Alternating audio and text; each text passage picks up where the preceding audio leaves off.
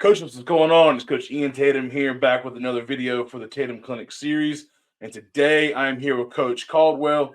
Coach Caldwell is the defensive coordinator at Chester High School in South Carolina.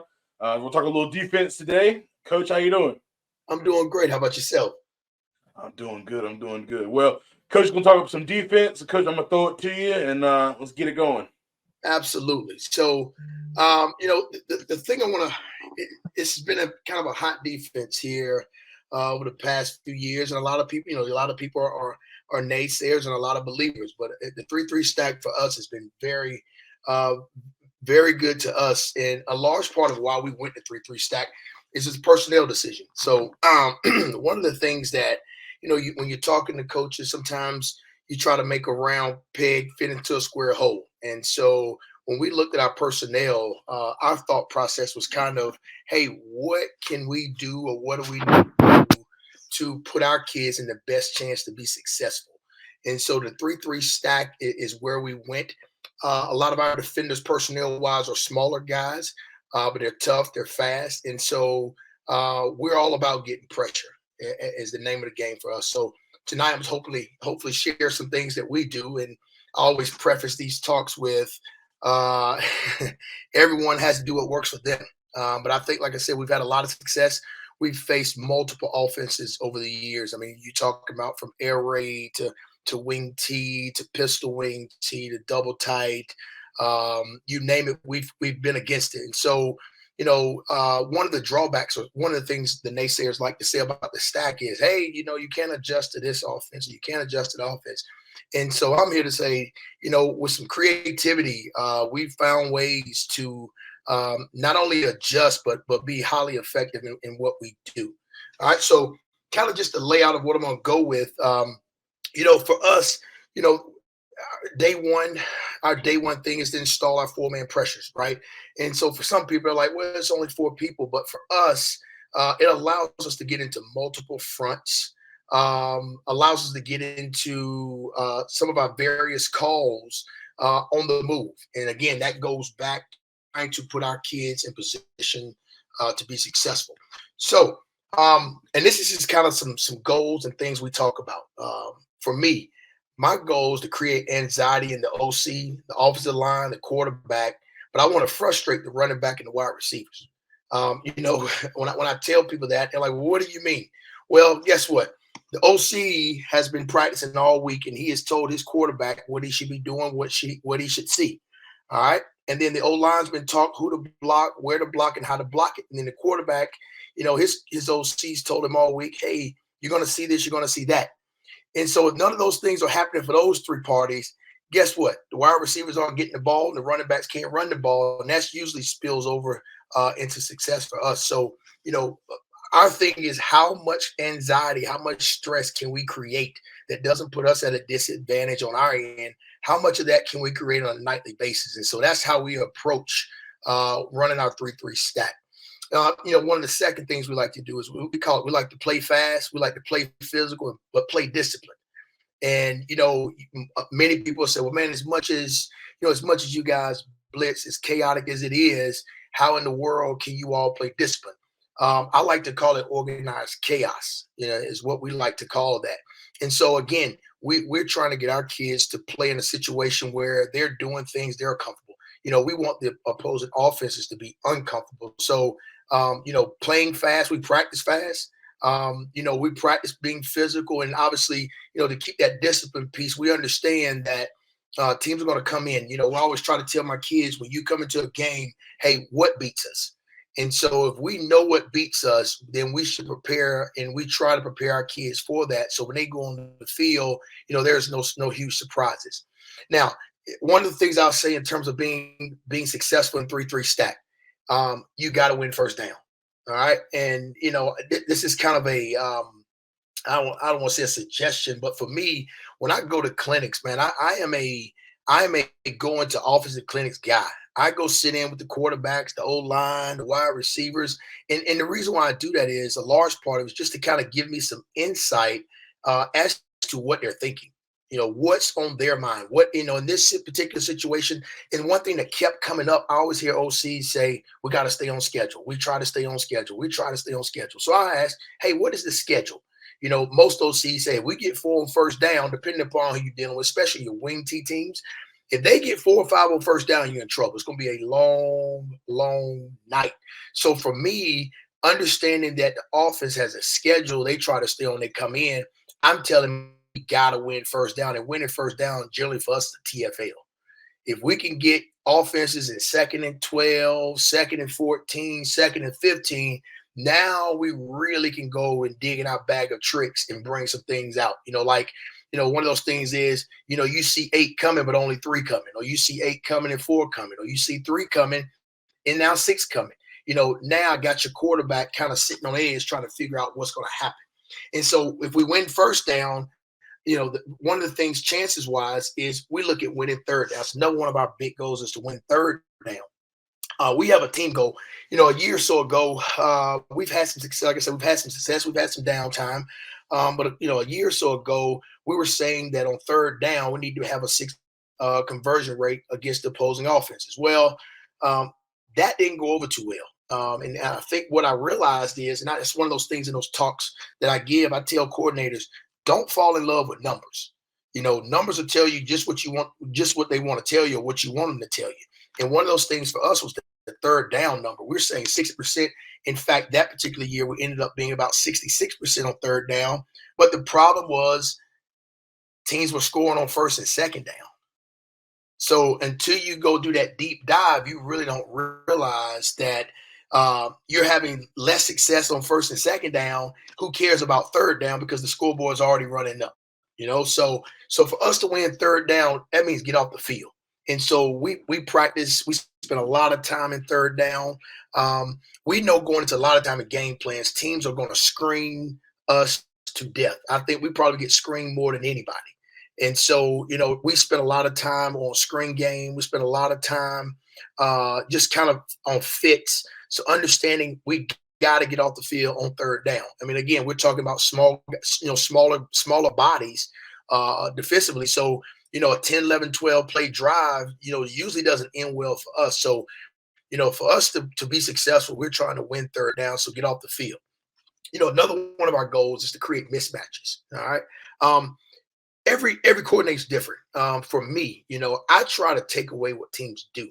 All right. So I don't necessarily get into, hey, this team runs power. This team, yes, I want to know that they do those things. I want to know what they run. I want to know if they run GT counter. I want to know what they're doing. But at the end of the day, if they got a stud at running back, I want to know what he's doing. How do I take him away? How am I taking him away? Not necessarily the run, because that run, as I always tell our assistant coaches, not all runs are created equal. If you put your third string running back running GT counter, we may chase it down with 3 up front. But you put your stud back there, we may have to get kind of creative to try to get a chance to do that. So we try to take what offenses like to do. We try to force them to do something different. So you figure everyone starts an install period in the spring, and you got your base set of plays, and then you go in your spring ball, and then you go summertime. So there's things that it's what offensive guys call themselves having an identity. All right, I want to go in and figure out what your identity is. How can we make you change your identity? All right. And, I run across some very patient OCs, and they won't. My goal is always to be, can I get you to get into your adjustments in the first quarter? Because now that leaves me the second quarter to make an adjustment. That gives me halftime to talk. That gives me third and fourth quarter. So I'm always trying to figure out, and it sometimes, it doesn't go as well as we plan. But if I can get an OC to jump into his adjustments early, that's what we're trying to do. That's one of those things, getting them off schedule. So that's something that has been really successful. And that's that last one, getting to adjustments early in the game. At the high school level, it's kind of hard to be the Peyton Mannings of the world, where you run one offense, run one quarter, one to second quarter, go at halftime, start a new one, come out third and fourth quarter. And for us, you're talking about less than 30 kids on our varsity. Most of our kids play both ways. So I got to find a way to minimize the time, because we don't have a lot of time oftentimes in games to have those kind of discussions. So I want to get to it. Obviously when we game plan, we're always trying to figure out why a team does what they do. And so for us, the why sometimes is more important than anything, and why they're doing it, and are we capable of taking that away? Why and how do we pressure? Okay. I mentioned earlier, being on the, again, personnel, these decisions, we can get into different fronts on the move versus the run. All right. I remember clearly playing a WingT team this year, and it's like every other WingT team, they're a heavy buck sweet team. But guess what? I know you're going to pull those guards. I would much rather my second level, catching your guards, pulling and running through, as opposed to guys with their hands in the dirt. They're getting blocked, double team to the next level and cutting us off. So, we try to get into different fronts. It's a guess from week to week. And so, again, it allows us to dictate to the offense what it is that we're doing and make them have to figure out what we're doing, as opposed to kind of telegraphing it. So then the other thing is getting pressure while maximizing our coverage. And basically what that's saying is, if I can bring 4, if I can show you 8, or I can show you 7, or I can show you 6, and I can only bring 4, or I can bring 3, that leaves me 7 or 8 on the back end to play coverage. And sometimes it's just the illusion of pressure. You know what? There have been situations we've been in games. In fact, one a couple of years ago, I kind of stumbled into. It was a 4-man pressure, and I was like, the game. It was kind of, we were up a bunch of points, and I said, well, I'm just going to call this and let the up front guys rush, because they were quiet, complaining about not getting sacks. And I said, I'm just going to call this and see what happens. And I ended up calling one of our most basic calls, and it turned out to be one of our best calls. And at that moment, it was a growing moment for me, because what it told me was, sometimes more is not better. And, we ended up bringing 4. But what I realized with really quick ends, those guys get around those tackles. It's just a flash of, they flash so quickly. The quarterback ends up stepping into a linebacker blitz right in the A gap. So no, sometimes we'll adjust that depending upon who we're dealing with. Obviously, your more dual threat quarterbacks, you kind of make some adjustments there. But I want to get his pressure, and pressure doesn't always mean numbers. Pressure, I want to create as much chaos and pressure for the quarterback, but I also want to be as sound as we can to be in the coverage game. Okay. Next thing, we're going to blitz over 50% of the time. And I would argue we're probably closer around to 75 or 80% to disrupt the offense and dictate what offenses are going to do. And I was, I'm always talking to coaches, and what you hear is, hey, man, how are you all able to do that? Well, I think at the end of the day, it's not random or happenstance what we're doing. It looks to the eye on the field, it's probably like, hey, they're just sending people, but there's a lot of time and effort that goes into kind of formulating our blitz and pressure packages. It's the other thing. We'll play man, we'll play zone. All right. And that's up to us as a staff. We got to make man look like zone, zone look like man. And my background, I'm a back end guy. And so, all this box stuff is something I've had to learn over the years. I'm a back end guy. And so I understand what it means for coaches or quarterbacks.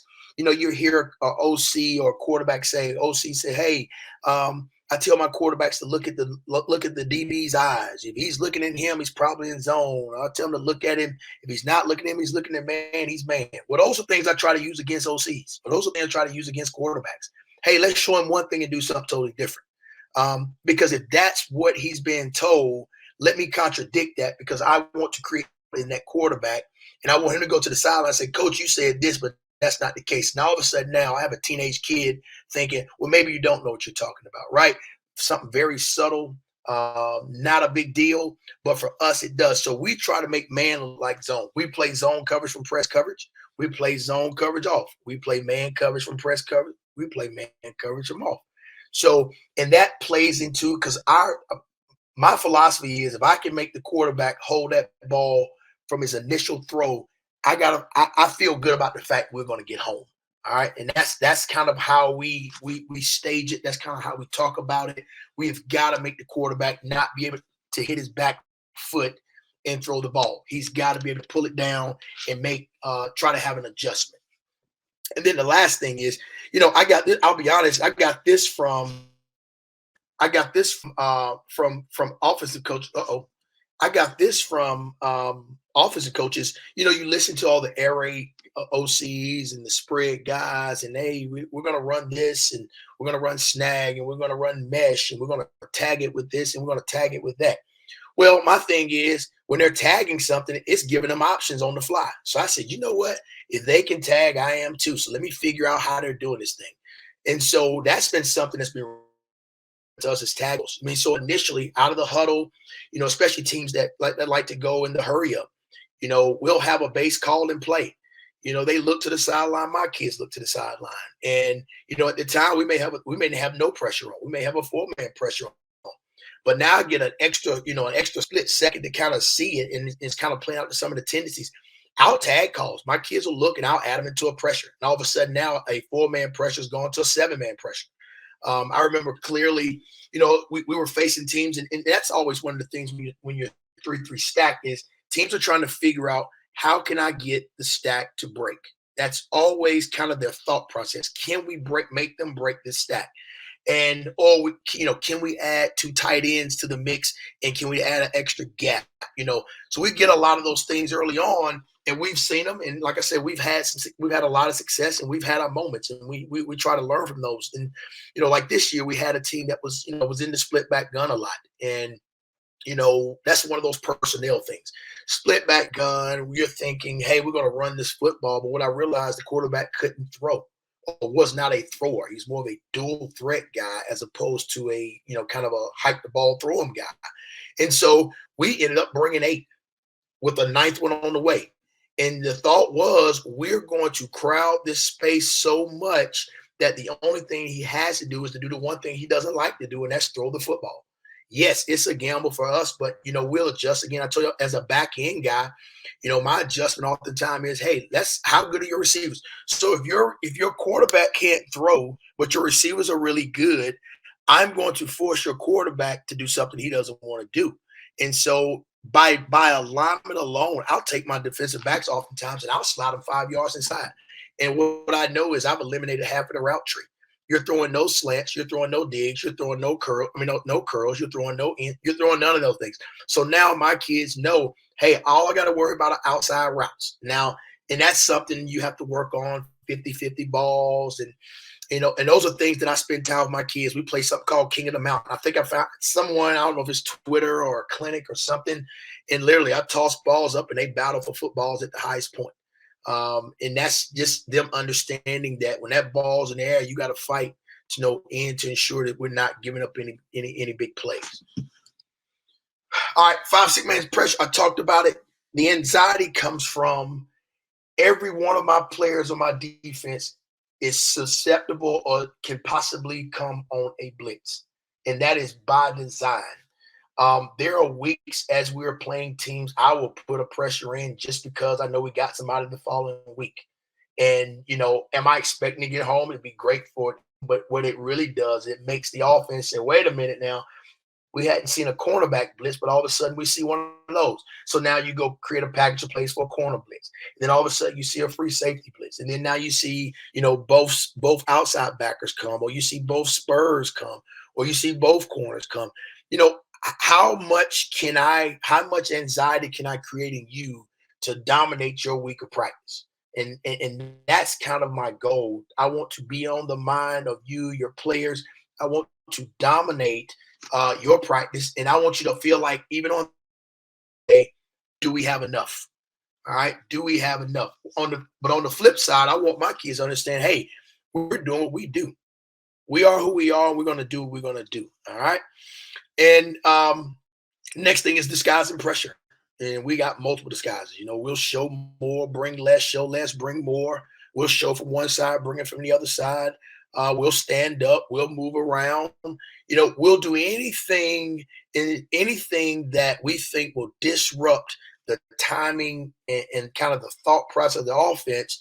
We will do it. And there are no limits off. We ran into a WingT team. And I tell you, we didn't have an answer. We got a surprise one night, and it was a surprise. And so I vowed I would never, ever get caught in a situation where I didn't have an answer or I didn't have a surprise. So, the disguising piece, and sometimes it leads into a lot of issues. Now, I'll tell you, one of the things we run into with disguising pressure and pressuring so much is penalties. That's an area of focus for us where we've had to kind of dial it back and regroup, so to speak, because we were getting so many offside penalties, which I figure are dumb penalties.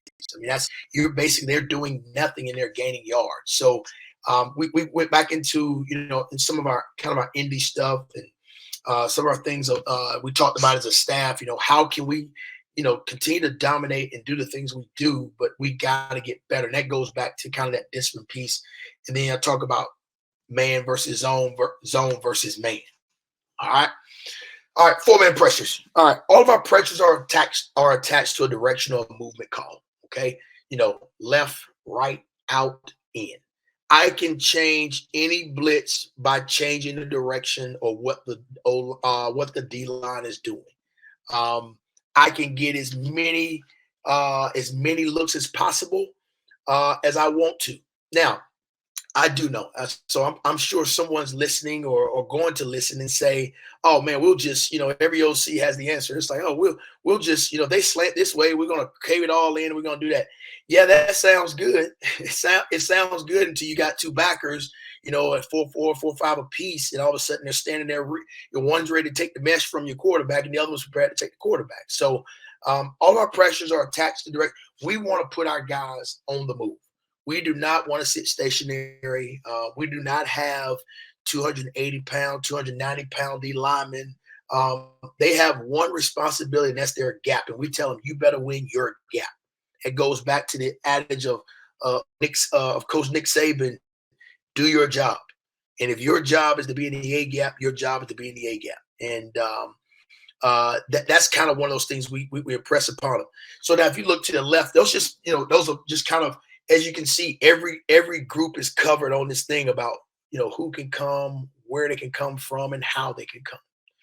All right, Coach, any questions so far? Anything I missed? Anything I need to touch? You let me know. All right, it sounds good, Coach. We're rolling along. I'm loving it. Okay, perfect. All right, so now what I'm gonna do, Coach, I'm just gonna go into some clips. And what I was going to, the thought is I go to clinics and I'm like, do I draw them up? Usually people want to see it in action, right? You draw the slide up and you see it and it looks good. And I'll be the first to tell anybody, in 3-3 stack, you don't always get home. All right, you're not going to always get home. And I tell you, one of the other things that anyone that's potentially looking to go 3-3 stack or currently in 3-3 stack, I'm a firm believer that the pressures work best when the D linemen are aggressive in taking their gaps. Okay. We're generally alignment-wise, we're generally 5-05. We're usually 5 techniques, noses in a zero. If we run across, because we run across some teams with really good linemen. They got some really good linemen. The reason why I like the 5, right? The 5-4. I'm not a huge 4-eye fan. I will play some 4-eye, but the reason why I like the 5 and the 4, ideally the 5, if you are really good at it, I like the candy that comes from an end crossing the face of a tackle. I really like the eye candy because what happens is if you get that offensive tackle to follow that end inside, if we got the right pressure call, we narrow the gaps and it gives us a better chance of getting home. So that's why I'm a 5-05. But again, that's not to say we will not come out of and go 4s or 4 eyes. We will go 4 eyes. Again, not being very stout at the point of attack in terms of size and girth. Sometimes 4 eyes we do end up getting knocked kind of across the formation. So that's this kind of a point I want to make. Let's talk a little bit about the second level before I get into some of the film. Second level, one of the things you'll see as you're watching the film, one of the things that we have struggled with our guys, and I was trying to overcoach it. One of the things we struggle with linebackers is because we pressure so much, those guys start getting closer and closer to the line of scrimmage. All right, that is a real concern. That is a huge concern because all of a sudden you start seeing linebackers getting chopped down. You start seeing it kind of get bogged up inside. And so we try to, because we're not going to stop being aggressive. But what kind of one of the byproducts or one of the good things of that is it looks like a natural mugging, right? It looks like we're naturally mugging up. It looks like we're naturally coming. So it creates itself, and always take it off. We don't always overcoach that aspect of it, but we do try to make our backers aware. Okay, all right. So in base defense, if I am walking out in spring practice, our ends are in fives, the noses in a zero. Our backers are stacked directly behind with their toes at 5 yards. Okay, so if I am coaching, if I am telling you what we're doing, that is what it should look like. We should be at 5. You asked me that question, third round of the playoffs. We're probably going to be somewhere around 3.5. All right. And again, that's just kind of a natural deal. Yes, it costs us from time to time, but it also benefits us. All right. Then we go to that second level. So our outside guys, what we call spurs. Our spurs, we like to go 1 by 5 inside of the number 2 receiver if they are a detached number 2. And when I say 1 by 5, at 5 yards is away from the wide receiver, not the line of scrimmage. Okay. I know some people play outside leverage, but this again, I try to tailor what I do and how we do it to the high school game. Every once in a while, or maybe a few times a year, you may run into a Division I quarterback. And so you're right, they can paint every throw across the field, far hash, the comeback, the out. And that's just going to be a long night, and we'll make adjustments accordingly. But ideally, most high school quarterbacks, the easiest throw for them is the slant. And I am not a fan of giving up slants as much pressure we bring. I'm not a fan of giving up slants for first downs, converting third downs, and in some cases touchdowns. So our alignment's 1 by 5 inside, and our key read. Again, this is one of those things. Everybody's different. One of our key reads for us, we do sometimes key the in-man line of scrimmage. But for me, football has kind of transpired and grown into the in-man line of scrimmage could be run blocking, or could be pass blocking, or could be zone blocking. It's the same. All right. Again, you're talking about 15, 16, 17, 18-year-old kids. Do I really want them making a decision on another 15, 16, 17, 18-year-old kid?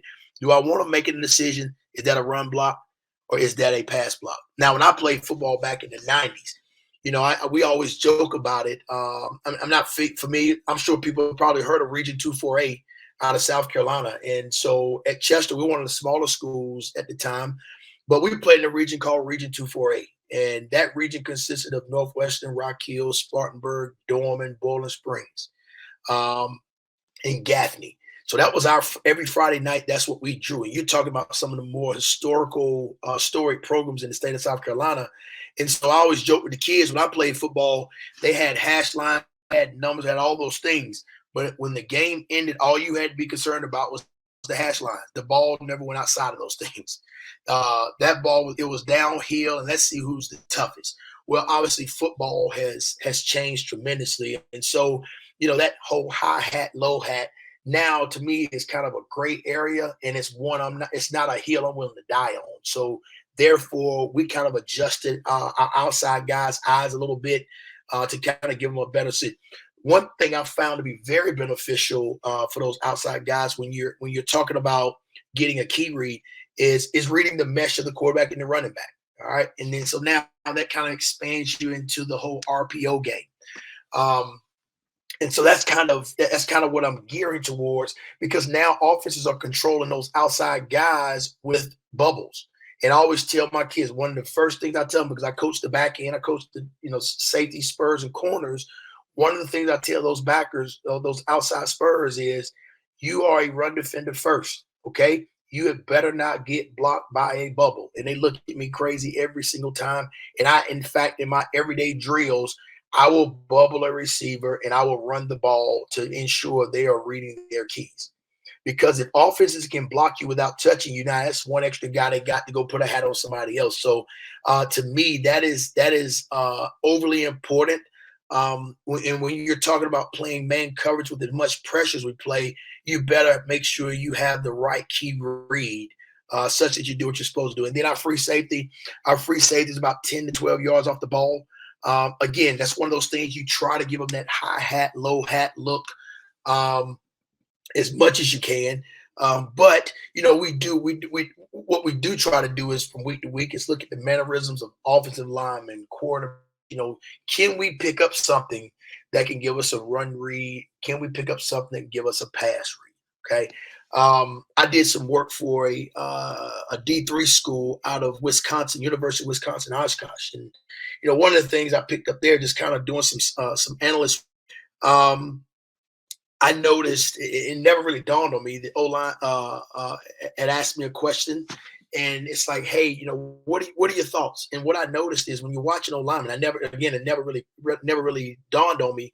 When you're watching O-lineman, usually what I started seeing was on rundowns, O-lineman never said a word, right? The center may call Mike or, they may point. But when I noticed in past situations, everybody's talking, everybody's pointing. And I'm like, wait a minute. So if that's something we can walk into a game with, that allows us to kind of adjust on the fly. And so that's kind of what we do there. And then we look outside at the corners.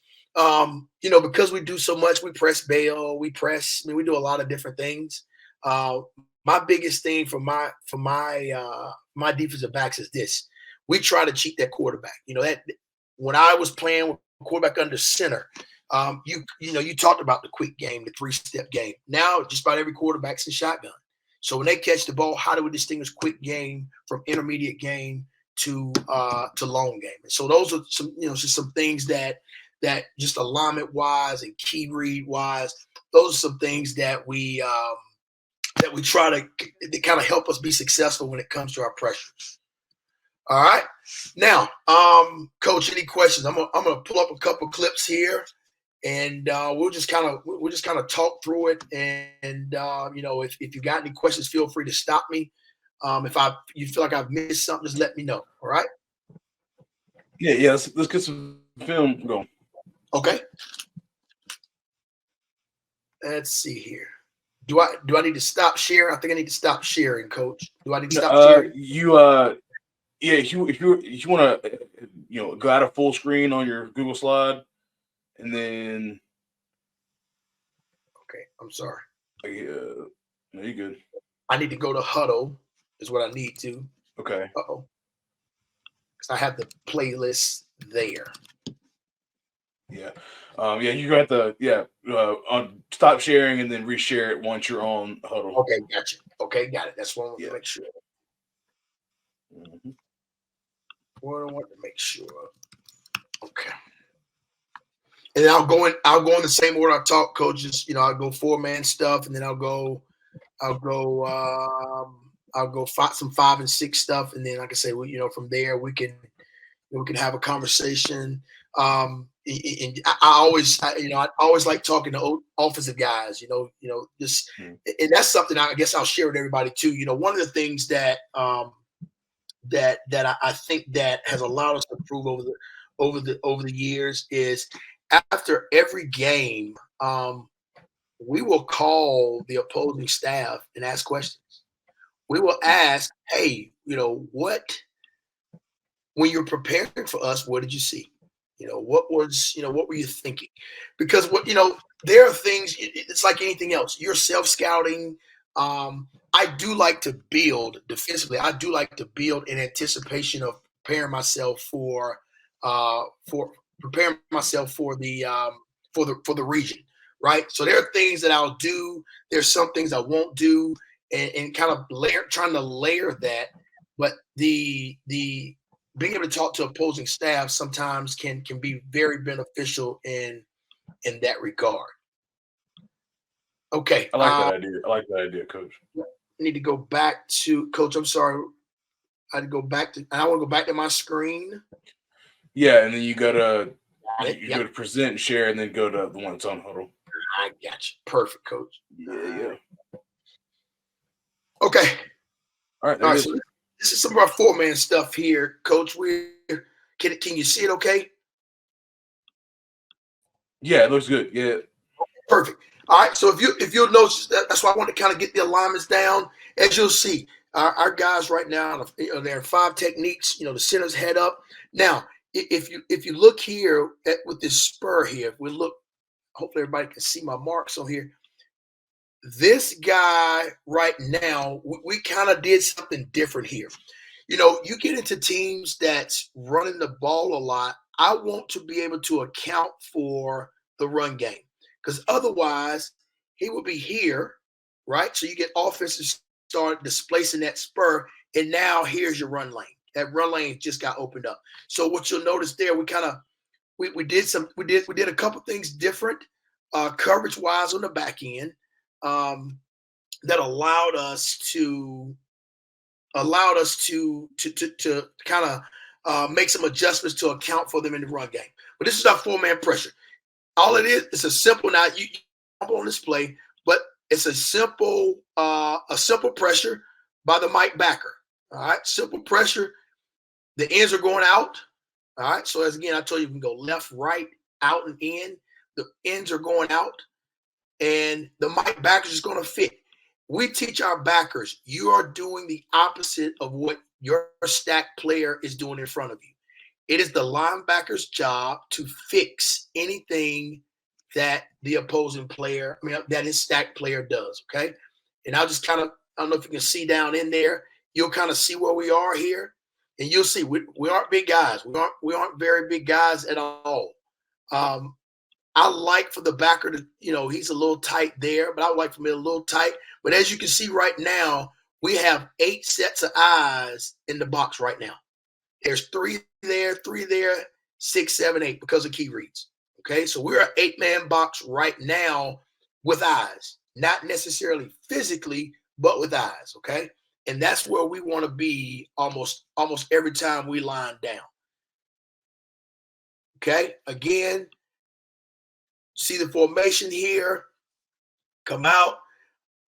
We're gonna bring the backer, and boom. If you look up top, it is second and about 8. Second about 8. And so this is one of those things. We're playing man coverage, but now there's no pressure. There's nothing there. And that's that illusion that we try to create. If you look on the back end, we have 1, 2, 3, 4, 5. We got 7 guys to play 4 receivers. All right. And so that for me is a win. So it's second and about 7, second and 8. And this is what we get. We get a throw catch, and they're on the ground, 2-yard loss. Okay. That's a simple 4-man pressure. Again, nothing trying to create. Now, when you turn our film on to prepare for us, I'm not crazy. You turn the film on and your first thought is, oh, here they come. Here they come. And that's what we want you to think. But as you can see, we only brought 4. We get it on the ground and then we play. Okay. Here we go again. Same thing. Get a little motion. If you'll see, now I know this call right now, this guy here is not part of the pressure. But I talked to you earlier about tagging calls. This guy is tagged in this call. If something happens, then you're doing this. All right. If something happens, then you're doing this. All right. So boom. And you see quarterback throws the ball quick, and you see how many guys we have that are in windows to make plays. Again, it's just one of those things that they think is there and it's not. All right. Same game. I'll go show you. I got some other ones, but just wanted to show you. They'll get into some spread stuff, but they're primarily kind of a WingT-ish, double wing kind of team, and this was kind of our answer. All right. So, Coach, I'm gonna stop again and take you to another game here. Actually, I may be able to not take you to. I'll take you to some 5-man stuff here. Let's go watch here. All right. All right. This is some of our 5-man stuff. Now, as we start getting into 5-man stuff, we have 5-man pressures where we bring 2 from one side. We got 5. Hey, Coach, you got to share it with me. I can't see it. Coach, I'm so sorry. No, you're good. Present. So is it every time I go out, I have to reshare? Yeah. Okay, I got you. Unless you go to where it says entire screen, you shouldn't have to. It's all good. If it's okay, I'm okay. Yep, all good. It's okay with you, okay? All right. As I was saying, with our five-man pressures, it's one of those things that through game planning, we have five-man pressures where we bring in two, we bring in two off the same side. We have five-man pressure where we bring in the outside stack backers. We have five-man pressure where we bring in an opposite outside stack backer and an opposite spur.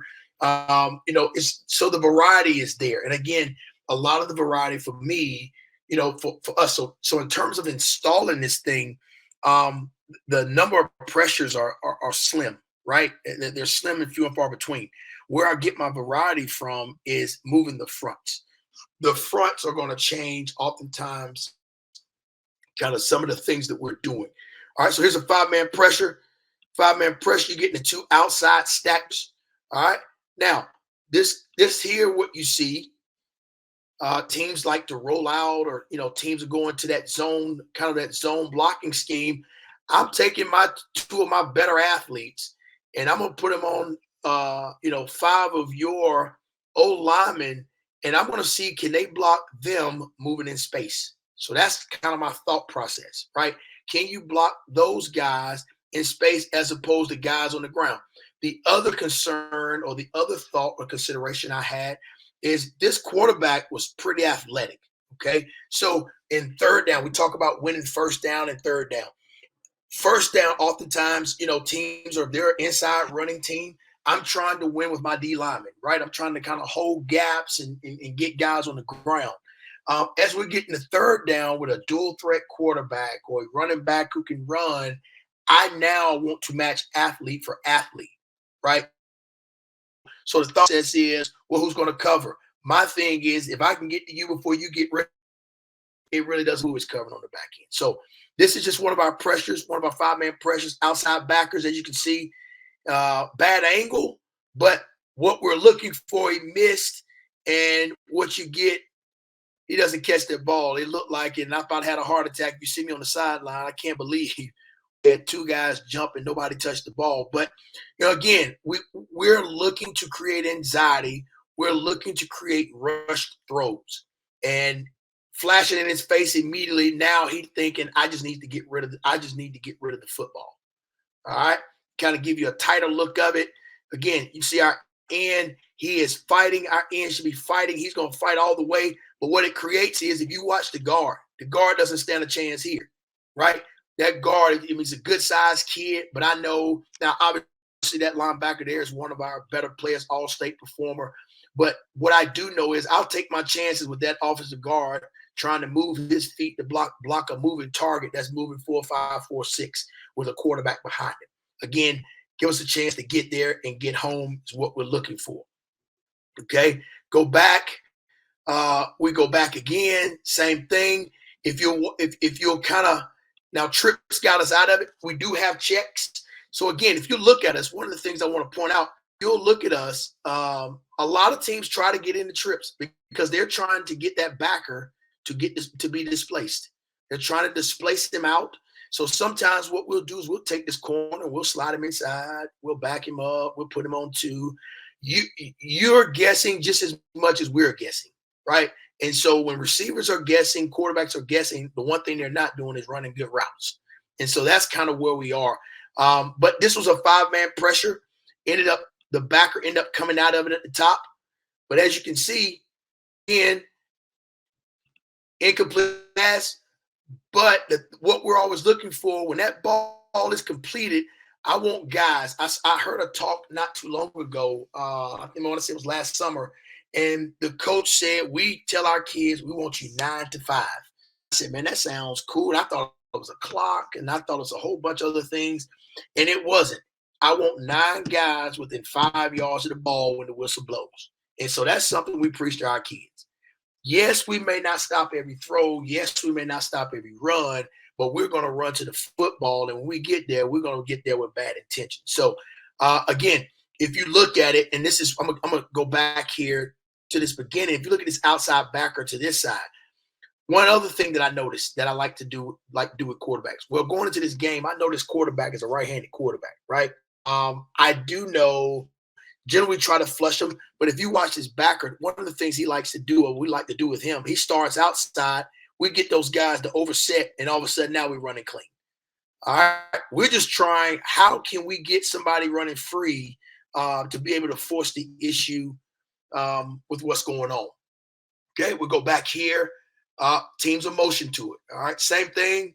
Teams motion to it. We try to limit the amount of people we get motioning. We try to limit people from motioning. So you'll see here, you get a backside pressure.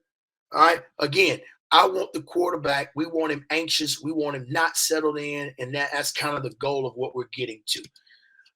All right. Let's go here, coach. Let's go to the red zone a little bit. All right. So now we're in the red zone. All right. Now we're in the red zone. Now, those windows start tighten up a little bit. Now, if you'll see, the Mike backer here is wrong because he should have a little bit more depth. All right. A little bit more depth. And so now you'll see, now we're getting pressure off the short side. I love short sides offenses, right? I like that because we can get there, we can get there fast. It gives us a chance. And then also the protection in this particular case, the back's away from us, we get a chance to get home. All right, we get a chance to get home. This spur here out here was wrong. I always tell them, you had better not run in the arms of a 250, 300-pound lineman. All right, you better find a way to beat him. If he stays outside, that's kind of ultimately what we're kind of looking for. All right, coach, I'm gonna scroll down here for a second, see if I can. Now, do I need to stop sharing again? Let me stop sharing. I think it automatically. Nope. Let me stop sharing, and then I'm gonna go out to. I'm gonna go to show you some other. I'll show you this particular game here. You kind of get some of the chaos. All right, I'm gonna go back to sharing and present, share screen, and share. All righty. Okay, now this is one.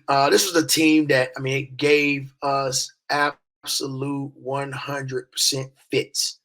All right, fits. So if you look at this right now, my thought was, I know what WingT teams do, and I know what they do well, and that is, if they can't else, they can generally block. Right? They can block hands in the dirt, work to the second level, and I understand that the offense is all about getting numbers. All right, so this is kind of a little surprise we walked into. All right, it's a little surprise we walked into this game with, because all I wanted to do was create anxiety in the quarter in these old linemen. I wanted them to say, "Oh my gosh, coach didn't tell us this." So now, if I can get them to question or second guess the entire game plan, we got a chance. Okay, so you look around right now. There are outside, take the outside receivers away. We got 8 to 9 guys ready to play, and the offense has no idea who's coming, where they're coming, and how they're coming. All right. For me, I say this is a win for us. All right. So we're down, ball snap, we fit. Again, ball snap, we fit. All right. This is 2nd and 8, 2nd and 8, 2nd and 8, and we need a TFL right now, is what you get. And so if you'll see it, you see they're all over the place. Right? This is the 1 week. This was, in my opinion, this was the 1 week where kids were more engaged, more excited than any other time. And I think just kind of doing something out of the norm. But I knew we had to find a way, because the year before we literally got, I think it was 500 or 600 yards rushing on us. And it was a physical football game, and, we got pounded. And there's no question about it. So it was up to us to try to find a way to instill some confidence counter in our kids. All right, we go back to it again. Here we come. Ball's coming out quick. All right, now we got what we want. Now we got a WingT team in spread. We win. This is what we want. Not saying they can't do it, but this is not who they are. Again, I talk about removing that identity, trying to change that identity. This is one of those things, trying to change the identity. Okay, now we're going into trick plays. All right, this puts us in a situation where we got a chance. Nice little play wrinkle. Wish my corner had moved a little faster. He understood what they were doing, but he obviously, kind of moving a little faster, gave a little unnecessary yards. Okay, so let's go. Let's do this. All right. Again, we're moving around. And if you'll look around, you watch how many guys, how many players are blocking on the second and third level, and how many players we got in the backfield. All right. That's what we're looking for. We were looking for how can we be disruptive. Again, it goes back to our core principles. We are creating disruption. We are creating anxiety in the offense, and they got to find an answer. All right. You got to find an answer. Again, we're in a WingT team, and they're now in spread. They're in trips bunch. All right. I can count up into this game. This particular team was only an empty one time. All right. But now they're in trips trying to find an answer. And as you can see, we got guys running free kind of everywhere. All right. Here we go again.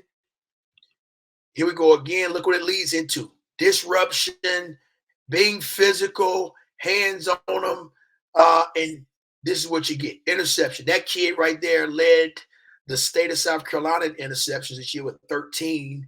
And he finished number 2 in the nation with 13 interceptions as well. So we're always looking to turn the ball over. That's always going to be our thing. Again, nothing changes. Nothing changes. We're not, people say, hey, that's not 3-3 stack. We're in 3-3 stack. We're 3-3 stack. We're just not stacked. We're not stacked in a base set. But again, if you watch, you watch the interior guys. They're going lineman pulls, and what happens when his back pocket, and here we go. All right. I was trying to get to one in particular, Coach, here that we were looking for.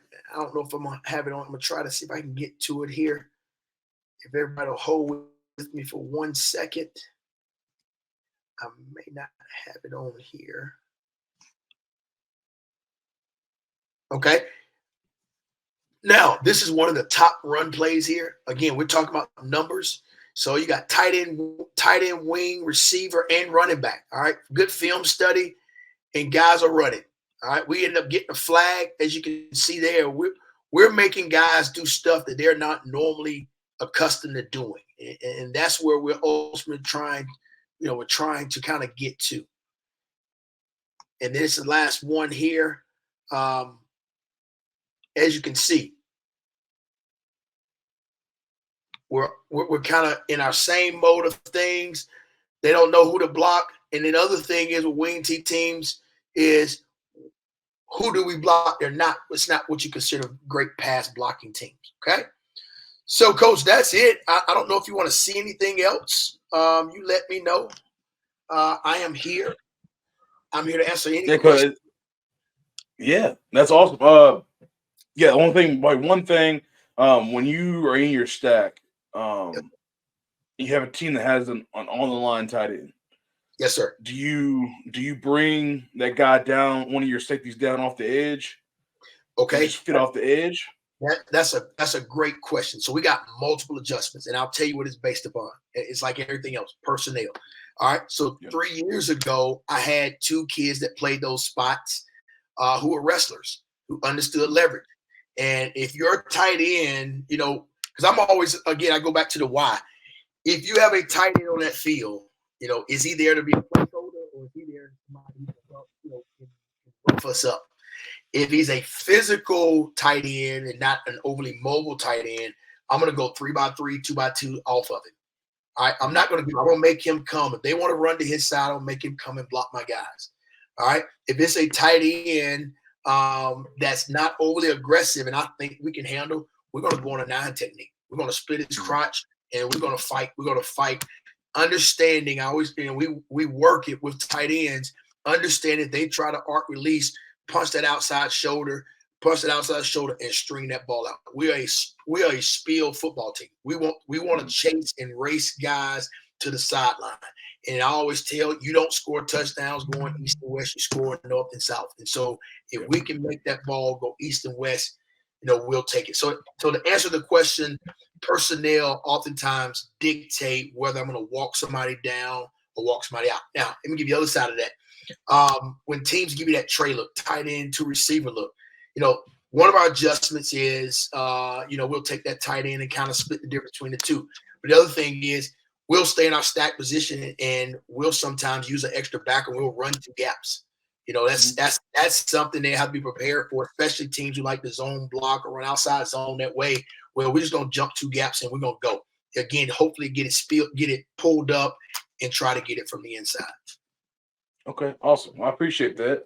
No problem. But yeah, that's all I got for you, Coach. I don't want to take too much of your time. No problem. This has been awesome. Yeah. Guys, if you want to hit up Coach about his defense or anything he's doing with his pressures, or any other questions he might not have got into today, hit Coach up on Twitter. It's at Coach Caldwell 27 on Twitter. DM him. He'd be gracious. I'm sure he'd be gracious enough to hit you up and give you whatever you want and talk ball. Absolutely, it's that time of the year, so it's, as I like to call it, learning season. So I'm all for it. I'm all for things that I can learn as well. So, but I greatly appreciate this opportunity. It was well worth it, and I hope that those that watch the video or watch, I hope there's I left something behind for you to take on and be able to use. And again, as Coach said, you can hit me up on Twitter, DM Coach Caldwell 27. Any questions I can answer, anything I can do, I'm more than willing to do. That's how this profession grows. Heck yeah. Well, Coach, I'm going to let you go, and I appreciate you, and we'll definitely be talking in the future. Thank you so much. Take care. Yes, sir. You too.